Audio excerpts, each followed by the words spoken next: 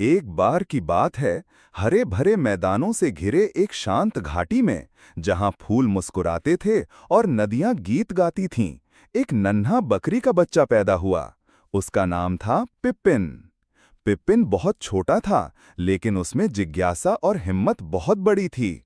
जहां बाकी बच्चे घास चरते और धूप में सुस्ताते, पिप्पिन आसमान में उड़ते बादलों को देखकर सोचता, क्या मैं भी एक दिन उड़ सकता हूं?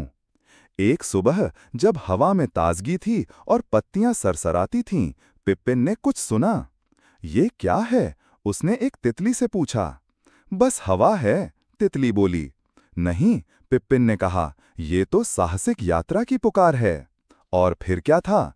पिप्पिन धीरे से लकड़ी की बाड़ के नीचे से निकल गया और उसकी छोटी पूंछ हिलती हुई खुली दुनिया की ओर चल पड़ी। पिप्पिन चलते चलते एक छोटी सी नदी तक पहुंचा। पानी पत्थरों से टकराकर हंसी जैसा लग रहा था। तुम हंस क्यों रही हो? पिप्पिन ने पूछा। मैं खुद को गुदगुदी करती हूँ, नदी बोली, लेकिन छोटे बकरी के बच्चे, मेरे पत्थर फिसलन भरे हैं। मैं तो चढ़ाई में माहिर हूँ, पिप्पिन ने कहा।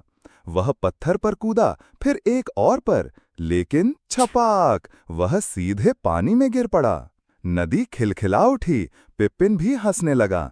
अगली बार मैं बिना भीगे पार करूंगा, उसने कहा। नदी पार करके पिप्पिन एक विशाल पुराने पेड़ के पास पहुंचा।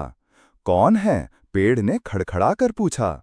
मैं पिप्पिन हूं, साहसी खोजी, उसने उत्तर दिया। बहुत समय पहले एक बकरी क्लोवर भी मेरी शाखाओं पर चढ़ा था, पेड़ ने कहा। वह बादलों तक पहुंचने वाला था। क्या मैं भी कोशिश कर सकता हूं? पिप्पिन ने पूछा। अगर तुम में हिम्मत है, पेड़ ने कहा। पिप्पिन धीरे धीरे पेड़ पर चढ़ा। वह बहुत ऊंचा नहीं चढ़ा, लेकिन उसे हवा का स्पर्श और ऊंचाई का रोमांच महसूस हुआ। पेड़ मुस्कुराया, तुम छोटे हो, लेकिन तुम्हारी हिम्मत बहुत बड़ी है। सूरज ढल रहा था और तभी घास में कुछ सरसराया। एक लोमड़ी निकली, उसकी आंखें सोने जैसी चमक रही थीं। अरे अरे, लोमड़ी बोली, मुलायम और स्वादिष्ट लगते हो। पिप्पिन डर गया, लेकिन उसने माँ की बात याद की, चालाक लोमड़ियों से सावधान रहना। मैं खाना नहीं हूँ, पिप्पिन बोला, मैं एक खोजी हूँ। खोजी? लोमड़ी हंसी। तो एक पहेली का उत्तर दो। पूछो, पिप्पिन बोला। लोमड़ी ने कहा, वो क्या है जो दौड़ता है पर चलता नहीं, उसका बिस्तर होता है पर सोता नहीं, मुंह होता है पर बोलता नहीं? पिप्पिन ने सोचा और फिर बोला, नदी। लोमड़ी चौंकी। सही उत्तर, चलो आज तुम्हें छोड़ देती हूं। और वह घास में गायब हो गई। रात हो गई थी, तारे झिलमिला रहे थे।